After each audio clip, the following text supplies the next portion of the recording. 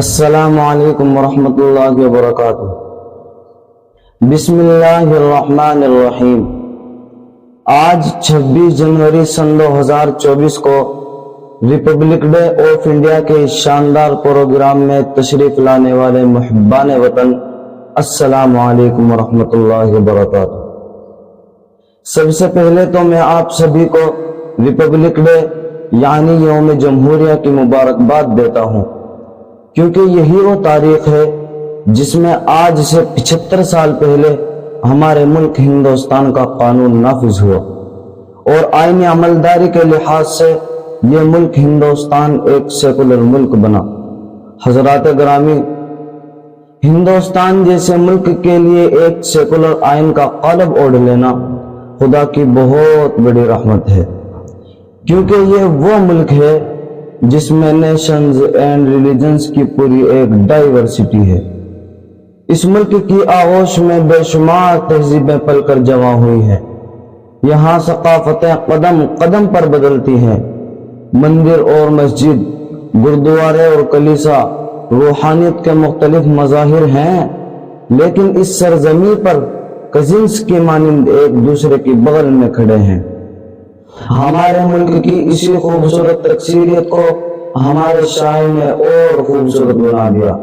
اقبال کہتے ہیں، چشتی نے جس زمین پیغام حق سنایا، نانک نے جس چمن میں وحدت کا گیت گایا، تاتاریوں نے جس کو اپنا وطن بنایا، جس نے حجازیوں سے دشت عرب چھڑایا، میرا وطن وہی ہے، میرا وطن وہی ہے۔ ٹوٹے تھے جو ستارے فارس کے آسماں سے، پھر تاب دے کے جس نے چمکائے کہکشاں سے، وحدت کی نے سنی تھی دنیا نے جس مکان سے، میرے عرب کو آئی ٹھنڈی ہوا جہاں سے، میرا وطن وہی ہے، میرا وطن وہی ہے۔ یہ میرا پیارا خوبصورت ہندوستان ہے، جس پر خدا کا بڑا فضل یہ ہوا کہ آزادی کے بعد اسے ایک جمہوری آئین دے دیا گیا، جس کا یہ مطلب ہوا کہ اس ملک کا سرکاری یا راجنیتک کوئی بھی مذہب نہیں ہوگا۔ یہ ایک ایسا نیشن اسٹیٹ ہے جس میں نیشنلزم کی بنیاد کوئی مذہب نہیں ہوگا، کوئی خاص کلچر نہیں ہوگا، کوئی خاص لینگویج نہیں ہوگی، بلکہ اس ملک کی جغرافیائی حدود اس بات کا فیصلہ کریں گی کہ کون اس ملک کے قومی دھارے میں بندھا ہوا ہے اور کون اس سے باہر ہے۔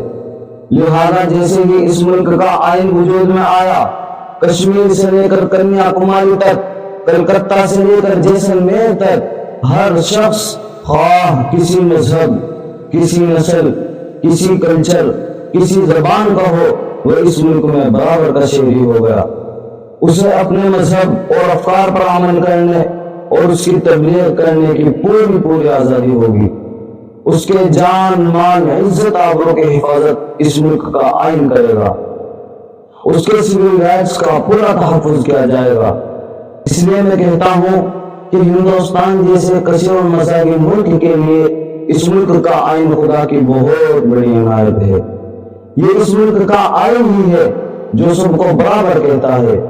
یہ اس ملک کا آئین ہی ہے جو سب کو ایکول مواقع فراہم کرتا ہے۔ یہ اس ملک کا آئین ہی ہے جو پریم کے گیت سناتا ہے۔ یہ اس ملک کا آئین ہی ہے جو منافرت کو لگام دے کر رکھتا ہے۔ یہ اس ملک کا آئین ہی ہے جس کی وجہ سے آج تک ترنگے کو کسی خاص رنگ میں نہیں رنگا جا سکا۔ اسی لیے اس ملک کے معماروں نے جیسے ہی 15 اگست 1947 عیسوی کو ہمارا ملک آزاد ہوا، فوراً اس کو سیکولرزم کی ڈگر پر چلا دیا، اور گورنمنٹ آف انڈیا ایکٹ جو 1935 عیسوی سے اس ملک میں نافذ تھا، اسے ہٹا کر پہلے 2 سال تک اس ملک کا آئین تیار کیا گیا۔ پھر 26 نومبر 1949 عیسوی کو کانسٹیٹیوشنل اسمبلی آف انڈیا کی جانب سے اس ملک کا کانسٹیٹیوشن اپنایا گیا۔ پھر 26 جنوری 1950 عیسوی کو یعنی آج کی تاریخ میں اس کانسٹیٹیوشن کو نافذ کیا گیا۔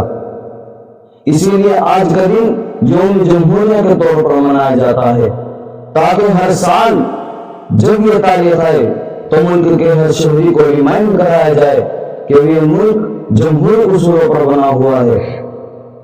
سب اس ملک میں برابر کے شہری ہیں، جو مذہب کی بنیاد پر، ذات پات کی بنیاد پر، کھان پین کی بنیاد پر، رنگ و نسل کی بنیاد پر یہاں نفرت کا پرچار کرے گا، وہ اس ملک کے آئین سے غداری کرے گا، وہ اس ملک کے قانون کا دشمن ہوگا، پھر وہ کسی مندر کا پجاری ہو، کسی مسجد کا امام ہو، یا کرسی پر بیٹھا کوئی راجنیتا ہو۔ دلوں میں حب وطن ہے اگر تو ایک رہو، دلوں میں حب وطن ہے اگر تو ایک رہو، نکھارنا چمن ہے اگر تو ایک رہو۔ ہمارا خون کا رشتہ ہے سرحدوں کا نہیں، ہمارا خون کا رشتہ ہے سرحدوں کا نہیں، ہمارے خون میں گنگا بھی ہے چناب بھی ہے۔